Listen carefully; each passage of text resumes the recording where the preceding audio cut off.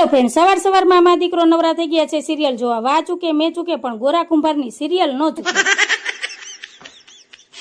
પછી મેં સવારમાં જ આ બધાને નવડાવી અને તડકે બેહાડી દીધા ને કપડાની ધોણ કાઢી જ નાખી. પછી મેં દૂધવાળી તપેલીમાં ચા મૂક્યો ને એક બાજુ દૂધ ગરમ કરવા મૂક્યું. બા કાલા મંદિરેથી ફળ લઈ આવ્યા હતા, આનું નામ શું છે એ જરાક કહેજો ને કમેન્ટમાં. પછી નાસ્તો તૈયાર થઈ ગયો. નાસ્તો કરવા બેસીએ ને પહેલાં તો સાહેબ કે હું થોડી એક્સરસાઇઝ ને કસરત કરી લઉં.